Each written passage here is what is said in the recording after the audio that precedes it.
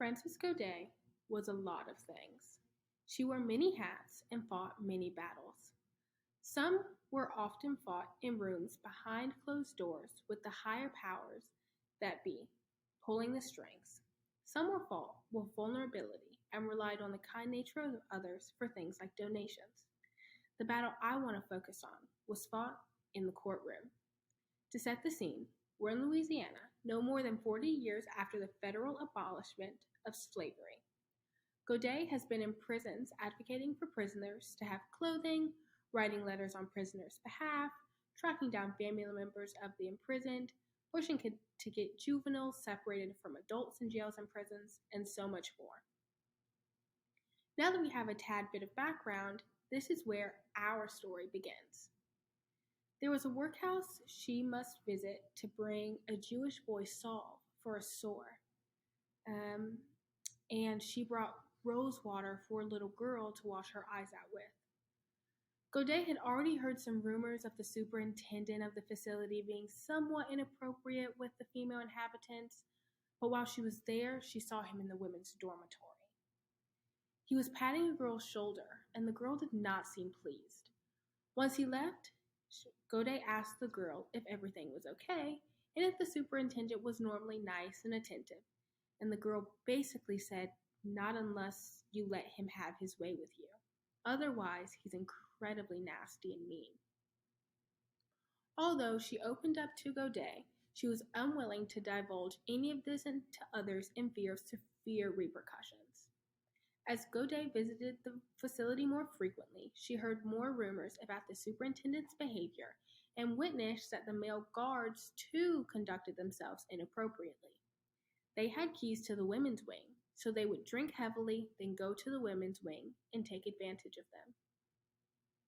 A while passed, but Gaudet could never get any solid proof or information or find anyone willing to collaborate as to what was happening in the prison to be able to bring it forward to anyone for them to make any change.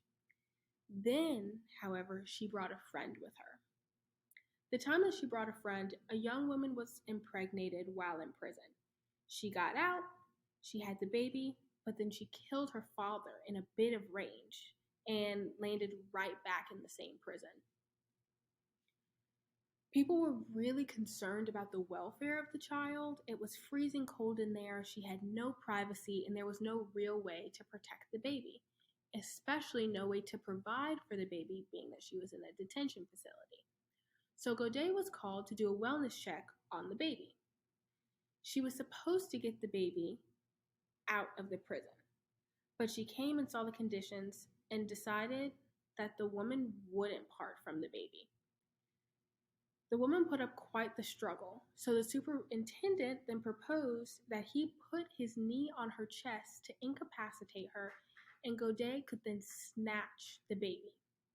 Gaudet simply refused and brought a cape to the woman and warm milk.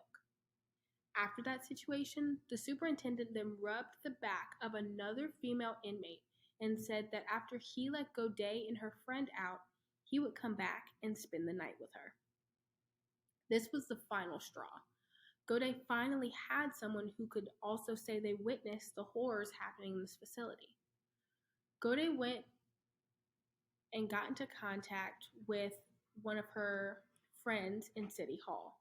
She was then granted an audience with the city commissioner and the president of the city council. Luckily, these men took her seriously, and a court date was set to handle the matters.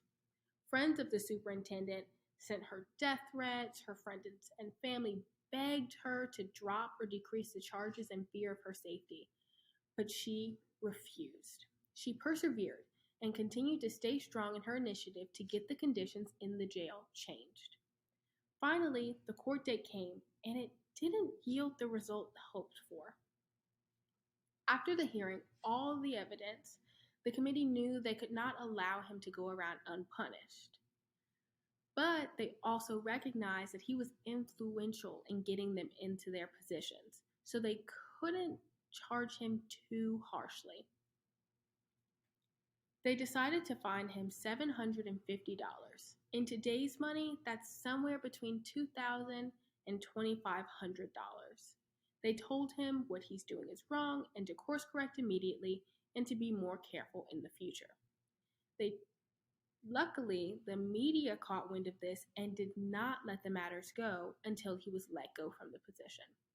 The exposure also led the authorities to put matrons in the women's wing at night instead of male guards. Frances Gaudet saw injustice and took it on head first.